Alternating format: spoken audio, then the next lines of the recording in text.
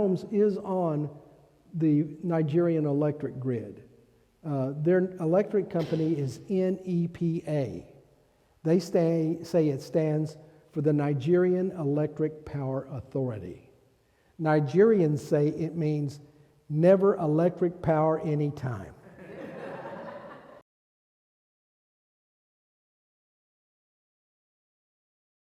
This regalia, this necklace, this bracelet, and this fan are the items of office of a chief of the Igbo people. And so an Igbo chief does not, my chief name is Ochindo One Inke Susanna Holmes. That means the one who gave shelter, which supporting an orphanage for 30 years is kind of appropriate, don't you think? So a chief does not put his hands on the people, but when the people want to be blessed, they bow from the waist to the side. You've been blessed. Thank you. we called that a spanking when I was growing up. Oh, I can show you a spanking. Right, Nate? Okay. As Neil said, fasten your seatbelts. Okay, because we've got a lot to cover. You told me to take pictures. I took 459 pictures on my camera and another 60 on my phone. We're not going to go through all those tonight. Okay. The logo that you see there is one we developed a couple of years ago. You'll see the significance of the sandal in just a few minutes, but yes, the pun man had to get something in there because what we seek to do is to win the hearts and souls of the children of Nigeria. So, Right Steps Incorporated is a 501c3 organization based in Atlanta, Georgia. It was started in roughly 1987-88. My father was the first president of the board. It exists to raise funds and to operate Susanna Homes. Susanna Homes is an orphanage located in Umuahala, Ozupur, Nigeria. You got to practice those names. If you go to our website, it says since 1998, God has allowed us to serve many individuals in southeastern Nigeria. And it all started because of a pair of shoes. When she was about 7 years old, Chia Kwenye received her first pair of shoes. She had never had a pair of shoes before. And she was proud of those shoes. And she took them to school. And she let every one of her classmates try on her shoes. And as she was going home that day, she said, "When I grow up, nobody in my village will be without shoes." She moved to the United States. She had been college educated there in Nigeria. She got her university degree there. While she was in university, she met a man named Sam. And Sam moved to the United States, and they maintained a long-distance relationship until they decided that a transatlantic relationship just wasn't going to cut it. So they got married. She moved to the United States and found out that the Sam that she had known in college was not the Sam that she was married to.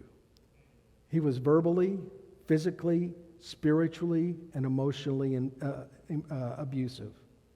So Chi found herself in a very difficult situation. Homeless, with literally only the clothes on her back, the streets of Atlanta. But she did have one thing with her, and it was a church bulletin that her father, who was one of the first native Nigerians to become an elder in the Churches of Christ, it was a church bulletin that he had given her and said, "If you ever need anything, contact these people." And it was a bulletin for the Chestnut Drive Church of Christ, where my dad was an elder. Not knowing where else to go, she made her way to the Chestnut Drive building on a Saturday. And Brother Mac was there, Dale McDaniel, prince of a man. He was one of the elders. And that congregation wrapped their arms around Chi and took her in. Took her in to the effect that she met John Tracy, who was the preacher, and John took her over to Andover, 4682 Andover Court, which is where my parents lived. My parents, some people rescue dogs. My parents rescued people. Whenever there was a preacher who would move to town, they would live in the mother-in-law suite that my mom and dad had in their basement. She lived there long enough to get her master's degree from Georgia State. She lived there long enough to work for a couple of years for Georgia Agape, and then went back to Nigeria to begin the work that she had always wanted to do, working with indigent women in Nigeria. When she was over there, she discovered that there was a bigger problem that needed to be addressed, and that was orphans. At that time, and continuing to this day, there are more maternal deaths during childbirth in Nigeria than in any other country in the world, with the possible exception of Haiti per capita. And that sounds okay, except that a child whose mother dies in Nigeria, they're still full of superstition and juju. That child was thought to be cursed. And so they would take them out to the evil forest and lay the children on the ground to die. Sometimes, if the child was already dead, if the child had also died during childbirth, they would mutilate the body of the child. They would make cuts on the arms or on the other limbs so that they could make sure if they had another child, it wasn't that child coming back to haunt them. So was the juju. So was the superstition of the Nigerian people. It hadn't completely gone away. So guess what she did? She bought the evil forest, and she turned it to God's service. She is the kind of person who practices what she preaches. These are her children. The oldest here is Yana Sue. Yana Sue is named after my parents, Jan and Sue. The tall, strapping young man at the top is her son, Bobby. Oh, mine's a terrible thing to waste. Bobby. Yana Sue has now completed her master's degree at Abilene Christian. Guess what she's doing? She's a social worker at a children's home in Texas. The apple doesn't fall far from the tree. Bobby's in university in Canada. He would be in the United States, but even though she is a U.S. citizen, she couldn't get him a visa to come into the United States. The young lady here is Hannah. That's Hannah now. Hannah came to the United States to attend university with Bobby. But Hannah had some unfortunate situations around her birth where she could not handle it over here. Brace yourself.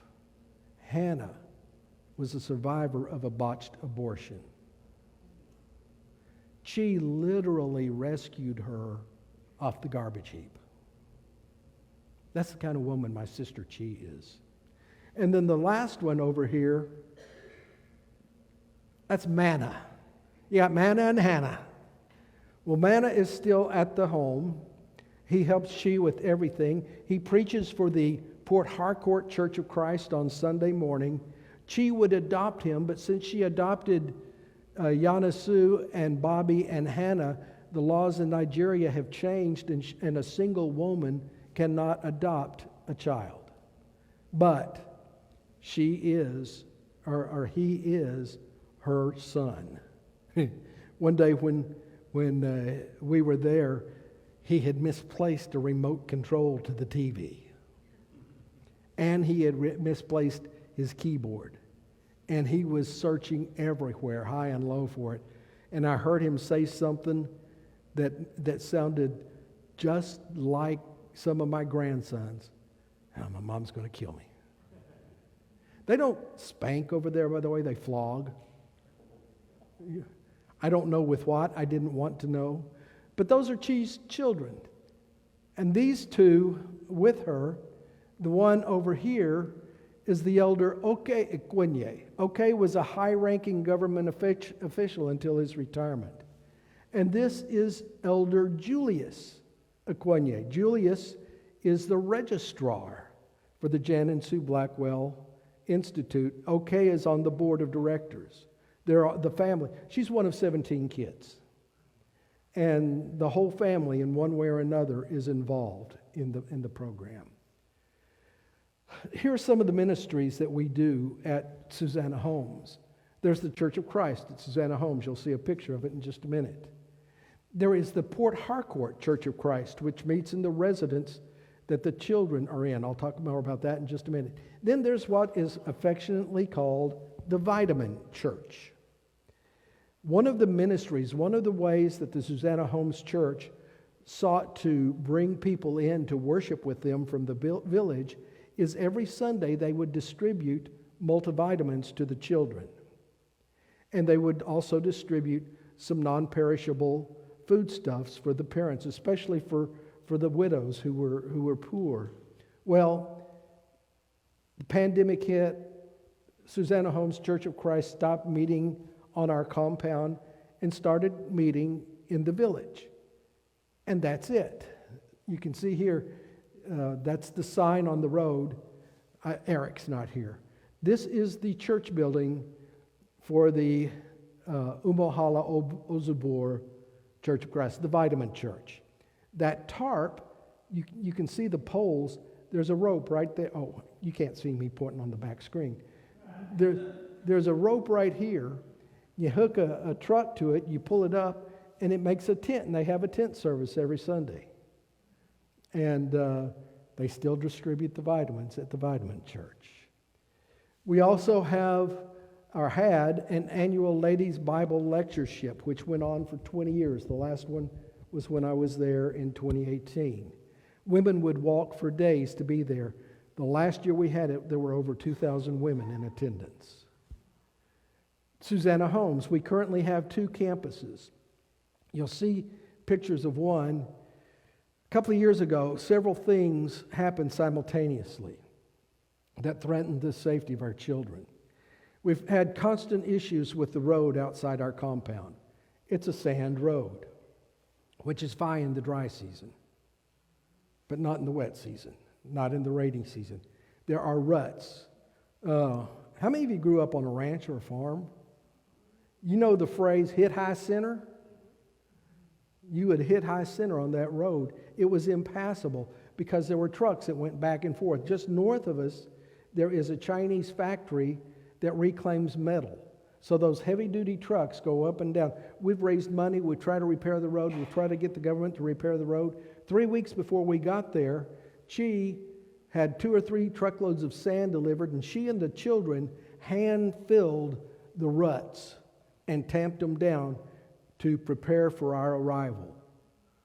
The Thursday before, or the Friday before we left on Saturday, there was a terrible rainstorm, and it was all washed away. More seriously, one of the big money makers in Nigeria is oil. Shell Oil has a huge refinery not far from our compound. Their pipelines run very close to it. Their tanker trucks go back and forth. A couple of years ago, oil was being pirated. They would drill holes in the pipeline to get the crude oil and then do what is called bunkering. In essence, they would set fire to that raw crude oil and try to attempt to refine it somewhat so they could sell it for diesel or gasoline. The results of that was an environmental disaster of the first degree. The soot went everywhere. It literally, the children, if they would go out to play, their feet and ankles would be covered in black soot. And they were breathing it. So we had to find a solution. We found a house to rent in Port Harcourt. And our youngest children, 12 of them, went to live in that house. Some of the older children were able to stay there. The bunkering has stopped. There was also a great deal of political unrest. A police barracks just outside our village was attacked, and 4 or 5 policemen were killed. So it just wasn't a safe place for us to maintain our children. One of our biggest needs right now is we've bought a piece of property. We found a very generous donor who gave us $30,000. Now we're in an attempt to raise $300,000 to build the new campus of Susanna Homes away from all of this damage and destruction. Better health for rural children. We do the vitamins. We have clinics. We have all kinds of things. We started Right Steps Christian schools, and until the pandemic, we would bus 200 children from surrounding villages onto our campus where they would receive a Christian education. We have the Dr. Henry Ferrer. Henry Ferrer was a medical missionary in Nigeria during the 50s and 60s. When I went in 2018, his daughter was on the trip with us. So we have a memorial clinic. He also started the Nigerian Christian Hospital, which is a couple hours from our compound. There's the Auntie K Food Pantry and Widows Program. Auntie K is Kay Price. Her husband was president of the board and is still on the board. And she maintains a food pantry of non-perishable items, much like Messengers of Hope. And we try to teach our children to serve others. So once a week, the children would take non-perishable food items and some of our eggs and some of our produce and go into the homes of poor widows in the village and clean their houses, cook a meal for them, and leave them with enough food so they could eat for a week. Then there's the Everything Fresh Farmers Market. We grow good stuff on our compound. Bananas, cassava, palm oil, which is highly valued. We have our own palm oil press. We do pineapples, chickens, eggs, goats, pigs. You'll see some of these pictures. But once a month, we have a property on the road to the village. You'll see a picture of it in just a minute, where we set up a farmer's market. This is one of the things she does to try to help our organization there be self-sustaining.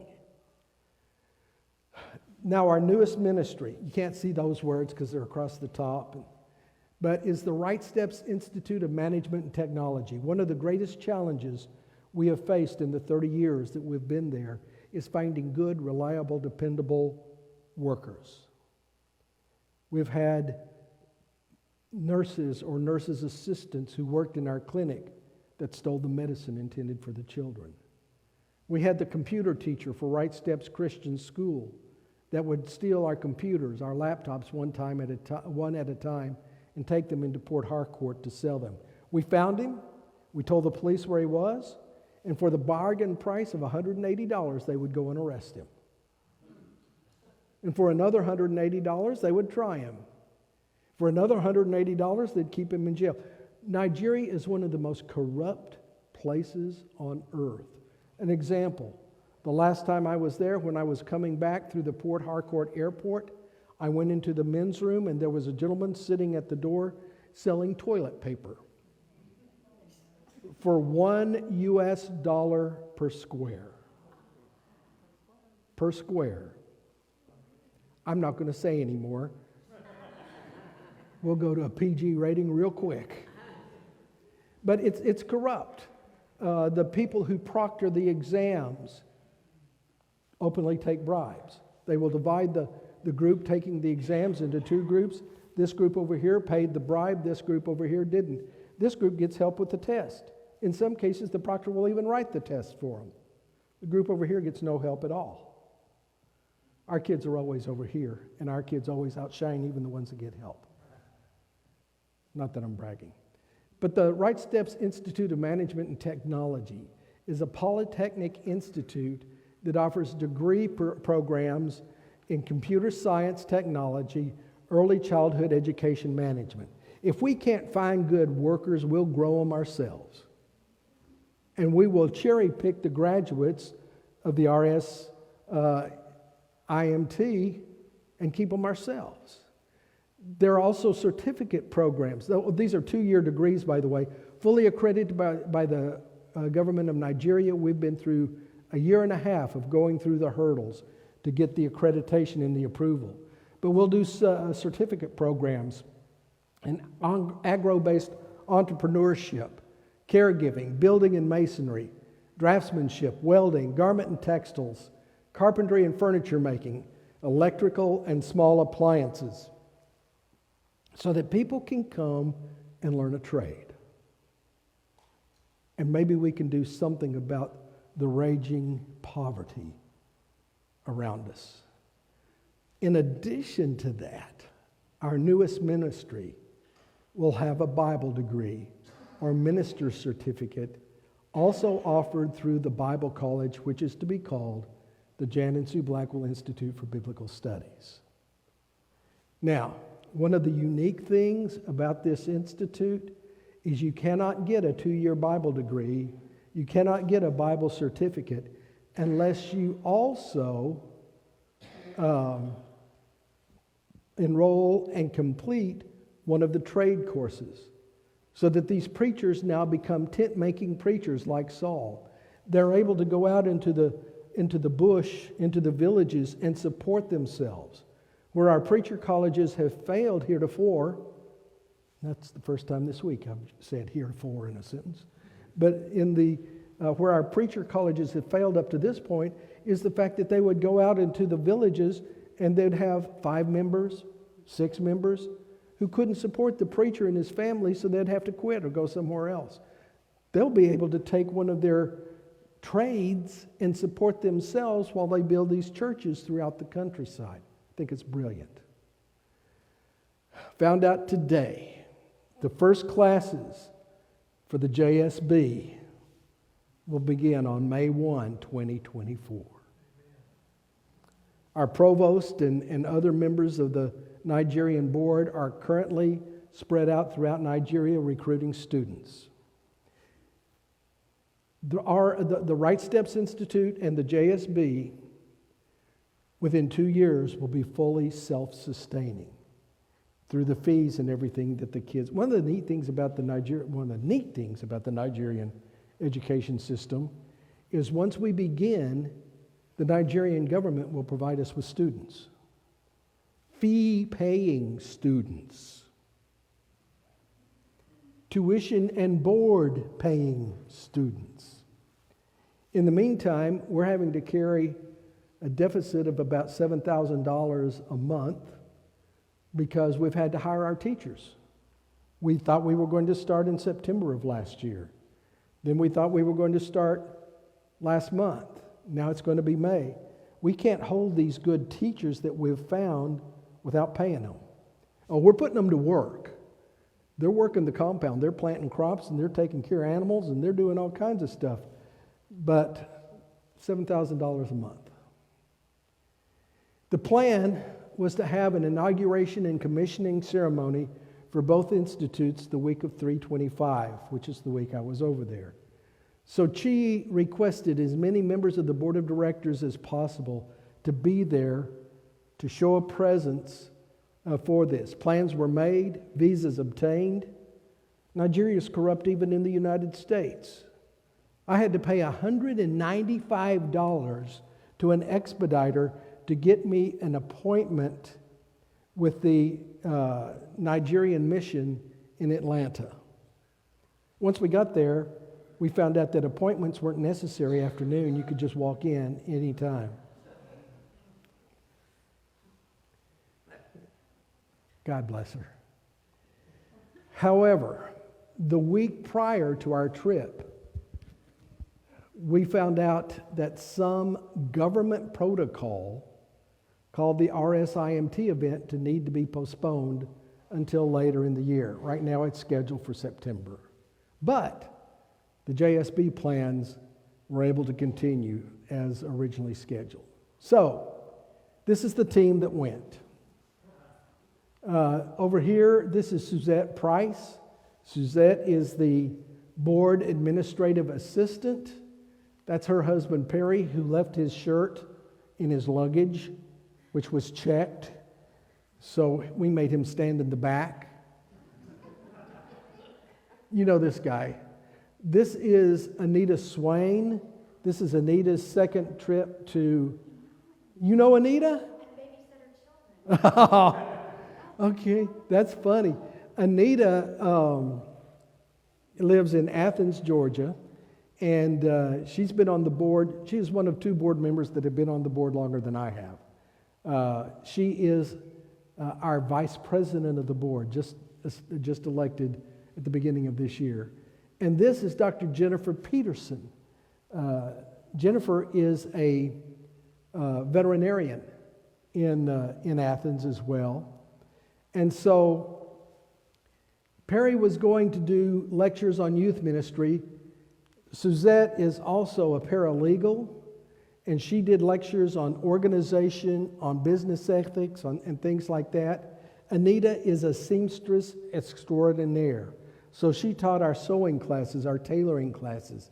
Jennifer taught our agriculture and animal husbandry classes.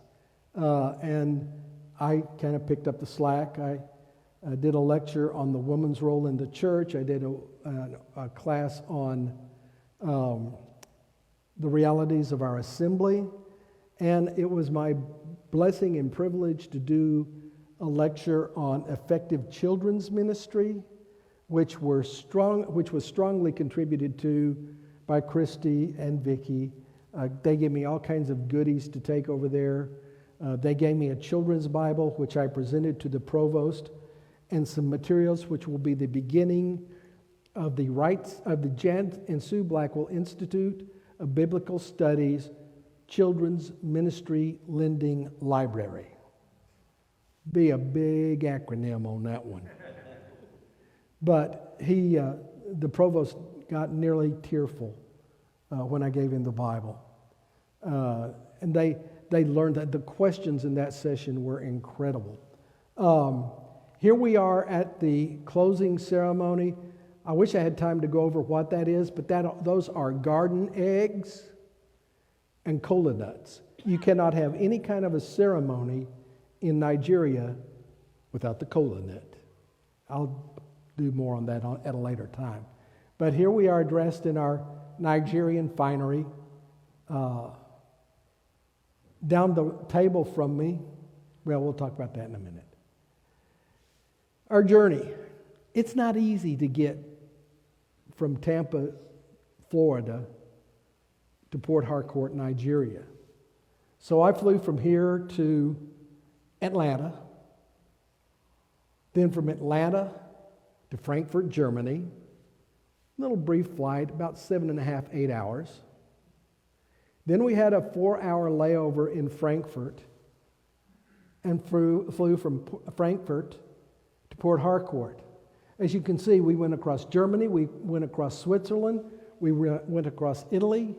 I don't know whether we were over Libya or Algeria up here, but one of them, and then over Niger and finally into Nigeria. I think I counted on this trip, on the flight back, we flew over 12 or 13 different countries. But this was sunrise over Germany. This is the Mediterranean. I wasn't fast enough with my phone to get the Swiss Alps. They were magnificent. Snow-covered, just like you see on a postcard. And here's the Sahara. I showed it to one of the boys at the home, and he said, "That's a lot of sand." This was our limo at the airport, the JSB Institute of Biblical Studies. At the airport, we were swamped with people wanting bribes. The customs people, the immigration people. And I was just watching. We told them everything we had was for the orphans, which was true. I was standing against a wall. A guy walked up and I said, "Your people are so incredibly friendly." And he said, "Yeah, I'm the director of immigration here." I said, "Well, they do a good job. Thank you for all your help." He said, "You have something for me?" Then we picked up our luggage. You gave him a Bible, right? No, I gave him "It's All for the Orphans." we picked up our luggage and we were swamped with baggage handlers. It was the last flight of the day. And they wanted to grab our luggage and take it out to the van for chop chop, which is bribes. One guy said, I said, it's all for the orphans. He said, my dad's dead.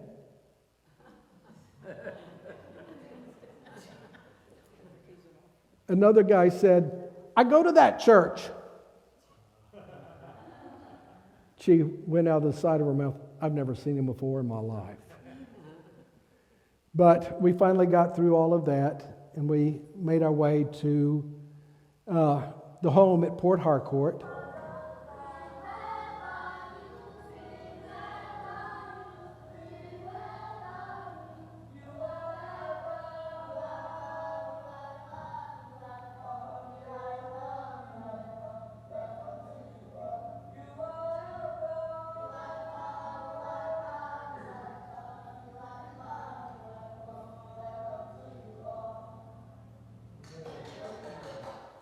That takes the sting out of a 10-hour flight.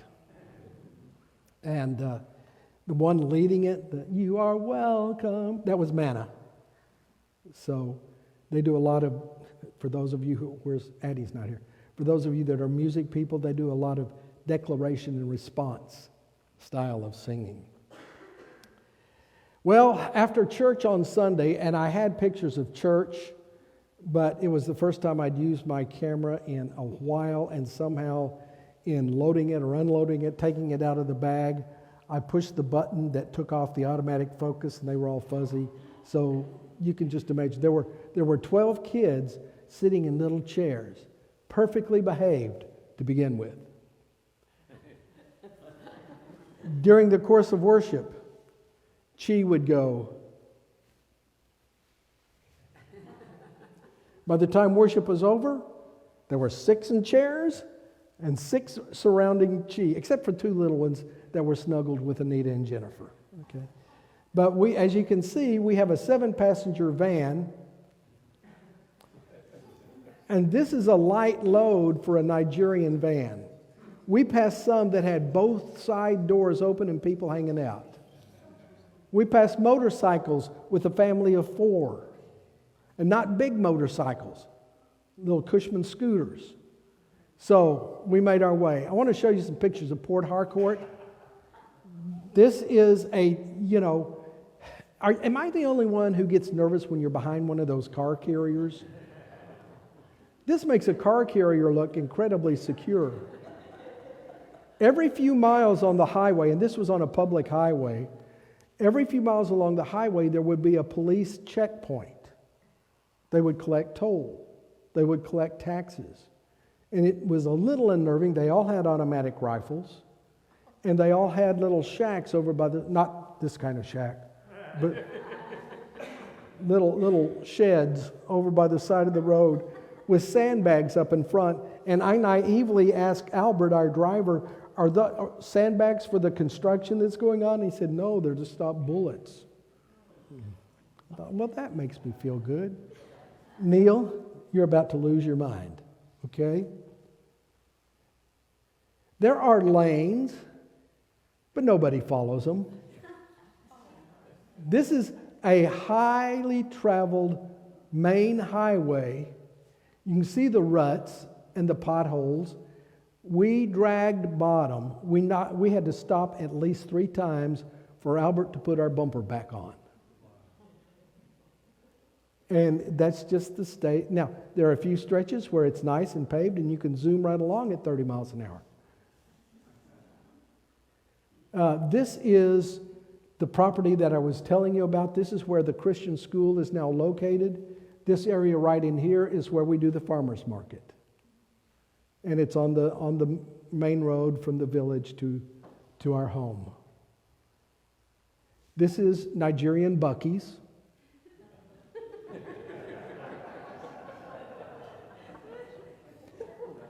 No briskets. And the big beaver got stolen. This is Walmart. Those are just stores, markets. This is the market where they buy some food and things like that. Linda, I want you to see this one. Right here, this sign says God's favorite funeral home.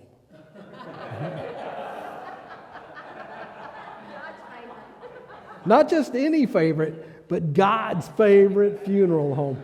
I don't think it's copyrighted, you know. But you see, this is just a Saturday market time in Port Harcourt. People walk like this, they walk right out in the traffic. And the three most important pieces of equipment on any Nigerian vehicle are the steering wheel, the gas pedal, the brake, and the next one is the horn, because you honk at everything. I didn't hear that much honking when I was in New York City. And then we got to Susanna Homes. And this is the traditional greeting to any American visitors who come out. You can see the drums. One of the drummers is Manna. And then the children line the road with American flags. This right here is my buddy Ray. Ray was my tour guide 6 years ago. I said, "Do you remember me?" He said, "No." And then we got off, and the staff, the people who were there to attend the lectures, just greeted us so warmly, and they sang and they prayed and they rejoiced that we were there. There you can see Suzette there talking to people. This is just some of the infrastructure we have. When I was there 6 years ago, these crop beds weren't there. There were nice grass places, and she had an epiphany, and she said, "Why am I doing this? I'm going to use every available square inch to grow crops." And there you see, that's what she's done. This is one of the residence buildings.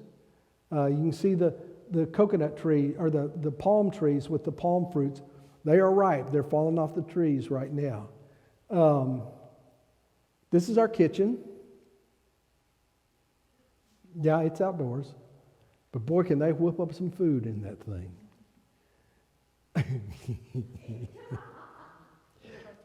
I'm going to tell the story. She decided that she needed some guard dogs.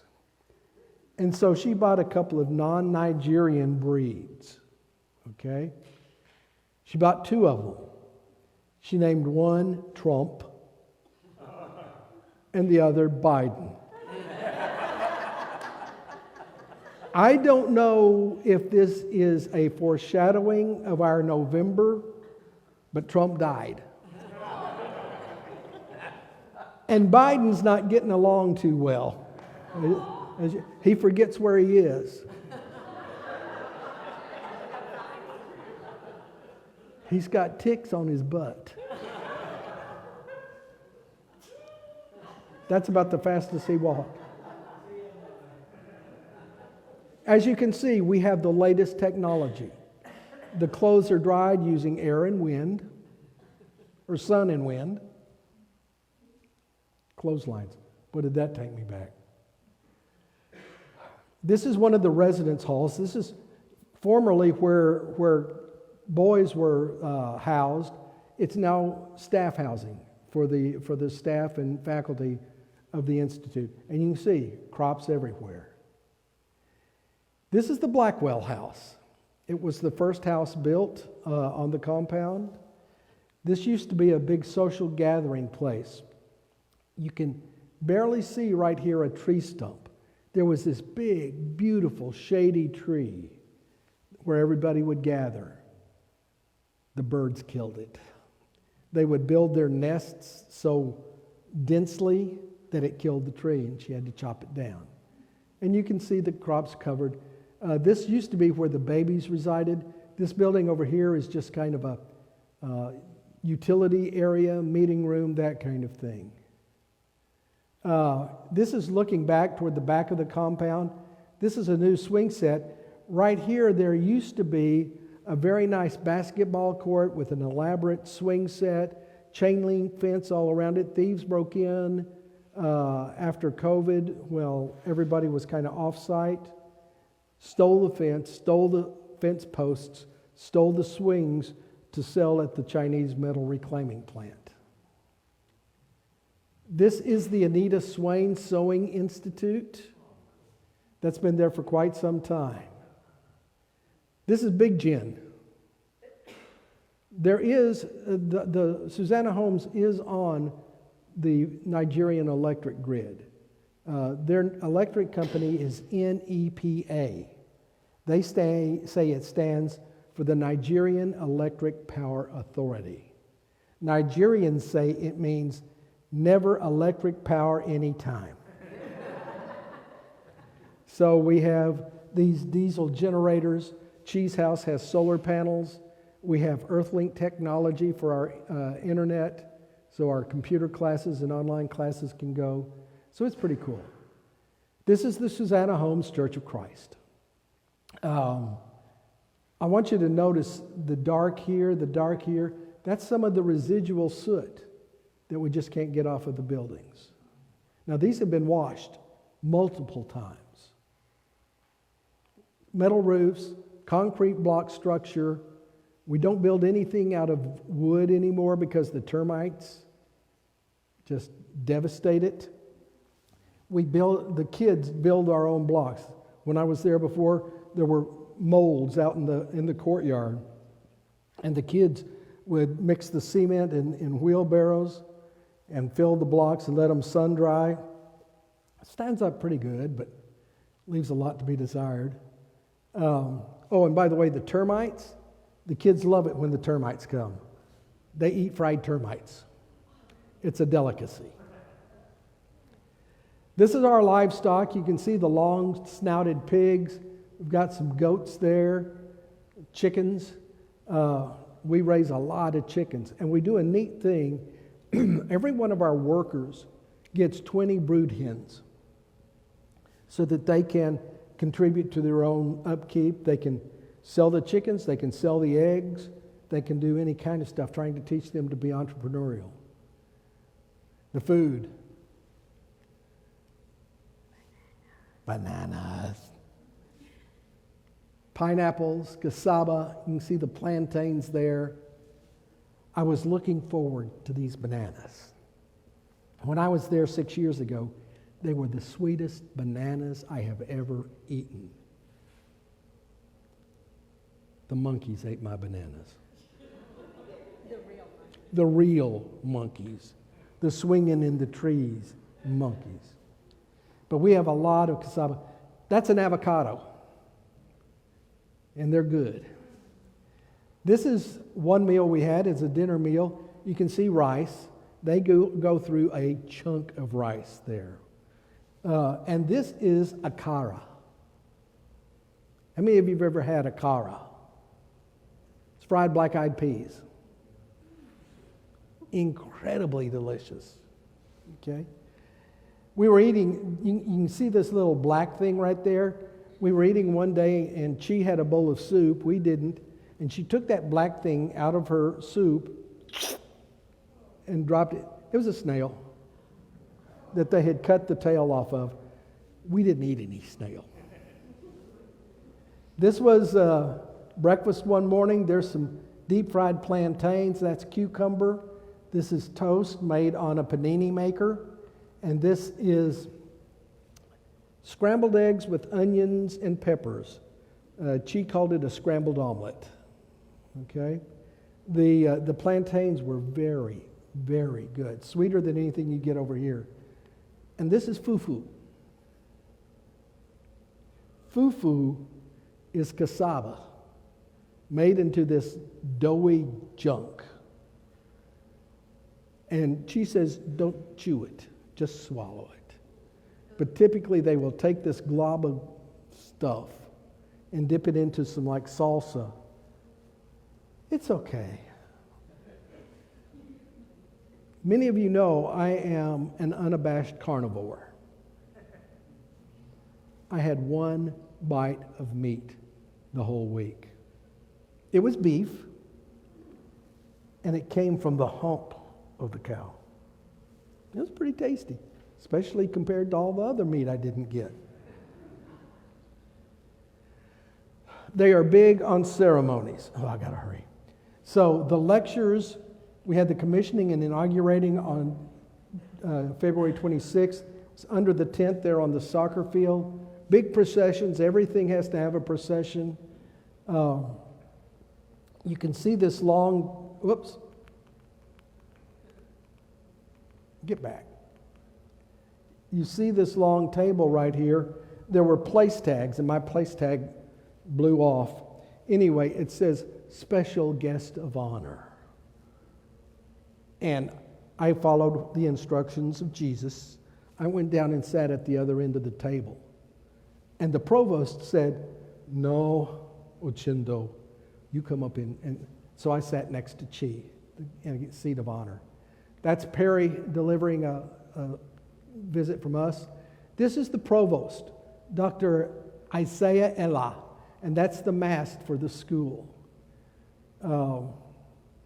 That's the mast. You can see the detail. We unveiled the flag, which is in the Nigerian national colors. That's a Nigerian flag, and that's the Stars and Stripes. Unfortunately, the stars are at the bottom. We were not in distress, but they don't know how to fly an American flag over there. We unveiled the monument. This is the king here, King Ike Ukwu III. Really was a king. And there's Chi there, and there's the provost. And it was my honor to help unveil the monument. There's the monument.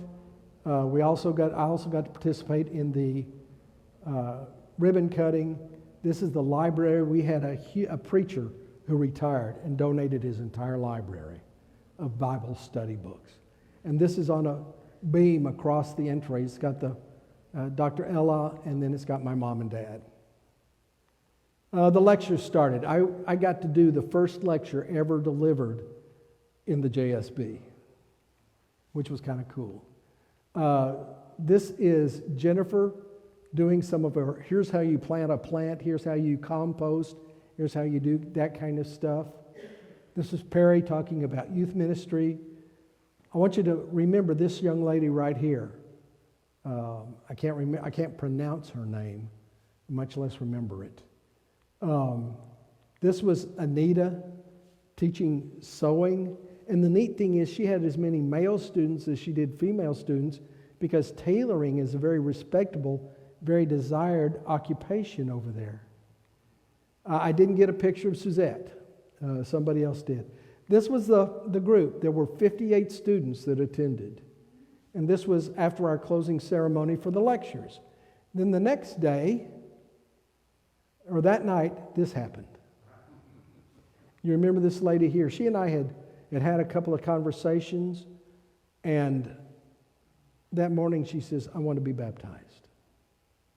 And so at the end of the ceremony, I walked up to her and I said, "When are you planning to be baptized?" She said, "Oh, maybe next week."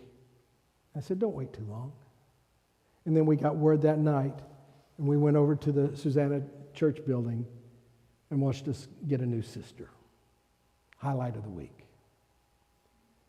Then there was the farewell ceremony on Friday. I tell you, the kids came over. I was in our regalia, and the kids led us singing all the way from the house where we were staying in to the courtyard here of the school. There's the king and his entourage, my buddy the king right there. The kids did ceremonial, traditional dances, and it looked like this. Watch this guy here.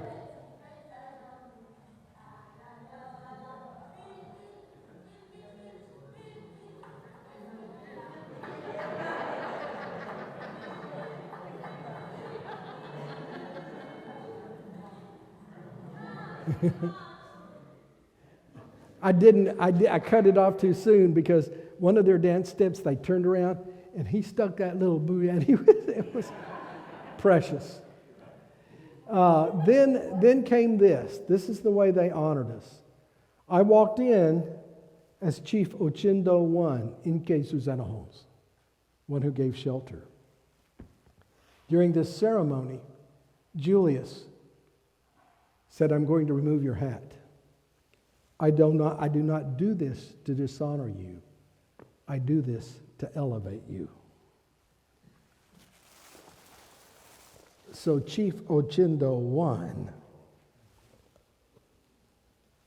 became High Chief.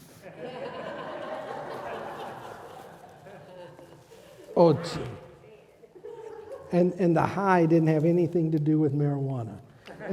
And I got new bling.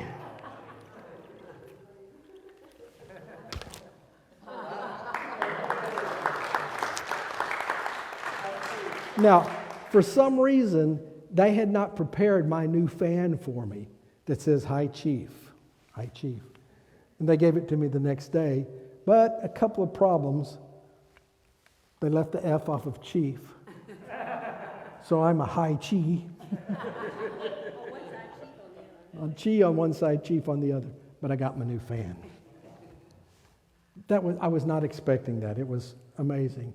And the king's entourage participated in the whole thing. Here he is. I didn't know what he was going to do. Looks like an ivory knife. I didn't know what the ceremony was going to involve. But I was watching. And he used that for the fan. Now, when you greet another chief, you do 2 pats on one side and then a pat on the other. In the name of the Father and the Son and the Holy Spirit. Then Perry got his chief. He is Oziri Igbo Ihe Tu. Oziri Igbo, the one who taught the Igbo people. And then Jennifer got hers. Ozuru Igbo Inri Tu, the one who fed the Igbo people. Anita, I don't know why she wasn't made a chief, because typically the protocol is if you come with your husband, you're not made a chief, you're made a lolo. And of course Suzette said, okay, I guess I'm as lolo as you get. But she was more lolo, she got more bling, and then Suzette got her lolo stuff. Now, here we all are. You can see that the lolos, the females, get these horsehair switches. That's so they can swipe away any evil that comes in their way. Pretty cool. Now, oh good, we made it. I would like to ask Monty and Shaq. Chris isn't here. Chris is with his parents and John is ill. Okay. If the two of you that are here would come forward, please. Dr. Ella, the provost, has a special message for you. Yes, I am so glad as the provost of Jane and Sue Blackwell Biblical Institute.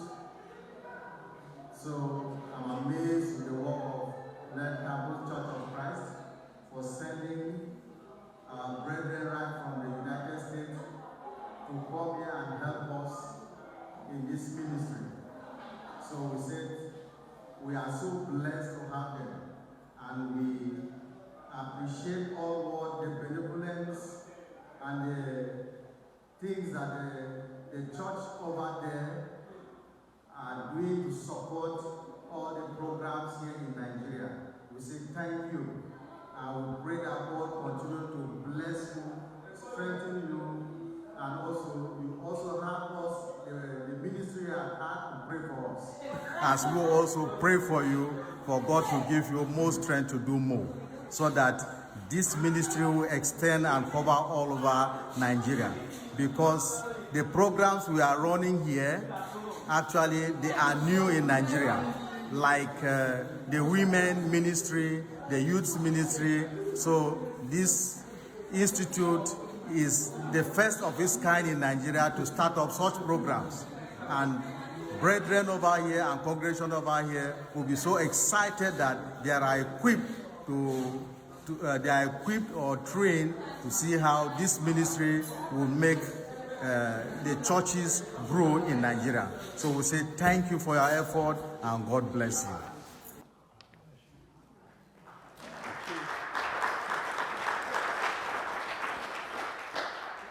During the closing ceremony of the lectures, every one of the participants got a certificate of completion. The speakers got certificates of recognition, and Dr. Ella asked me to present this to the elders. Thank you. And like he said, this is the only work like this anywhere in Nigeria. There's not another one like it. I thought that was pretty cool. Oh, if you couldn't understand his accent, that was one of the challenges.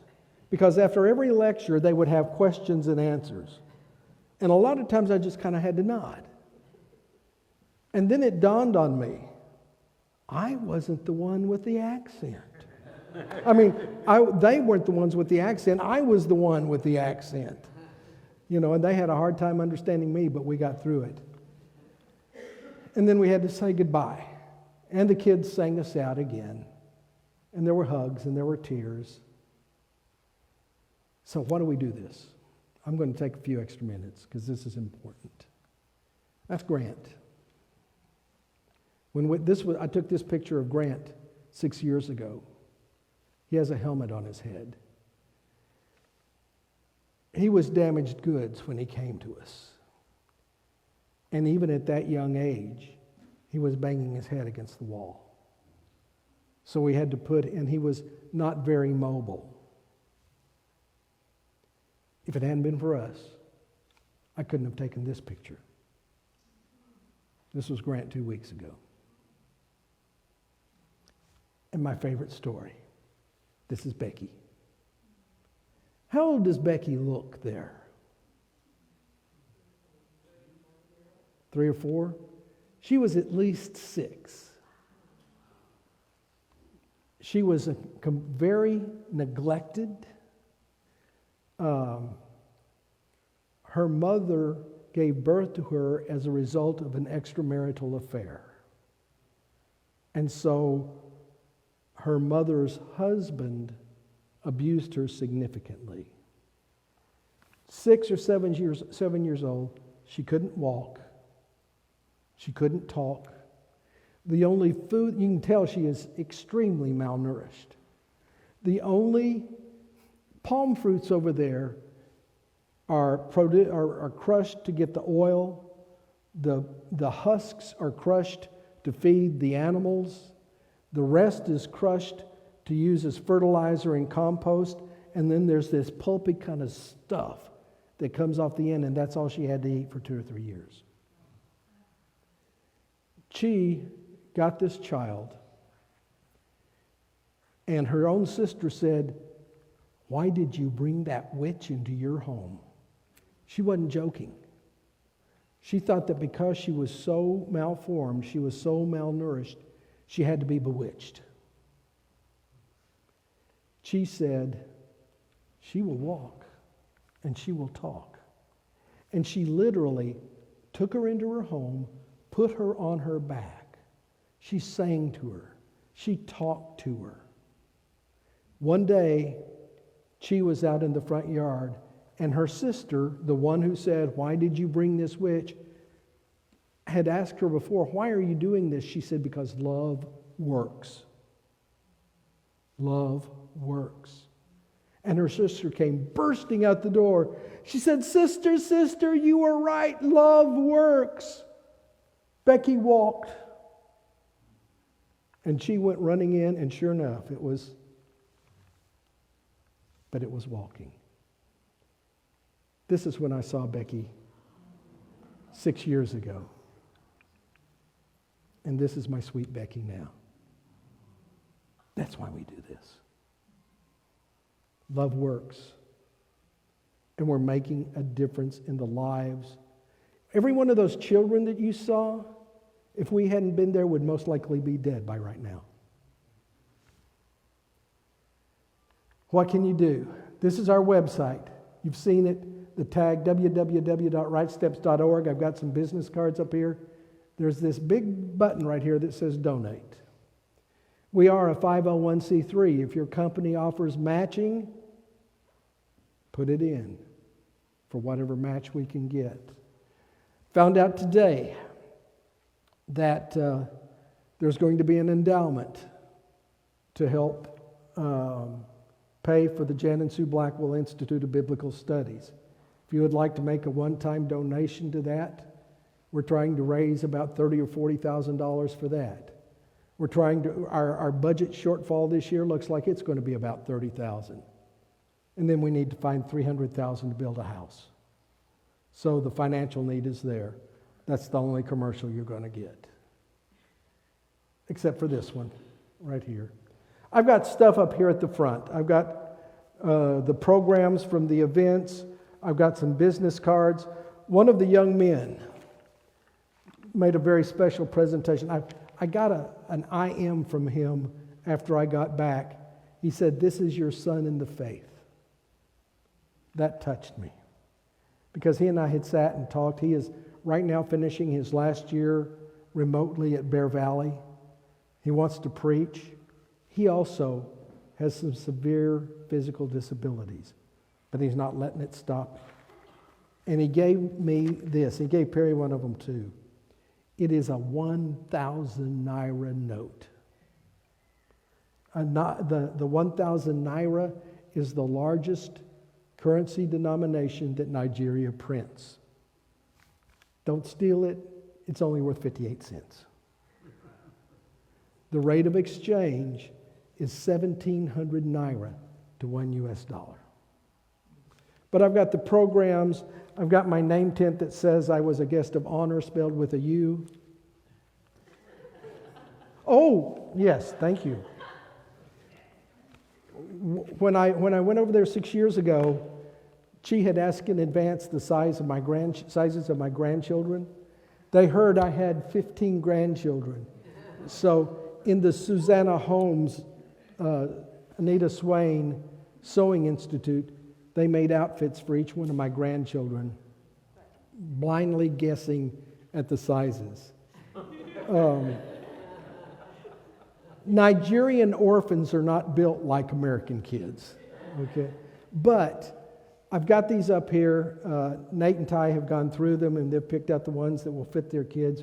Please, if you'd like any of these, even if you'd just like to make it a nice tapestry on your wall, if you've got kids or grandkids, Serenity might be able to fit into one of these dresses, okay?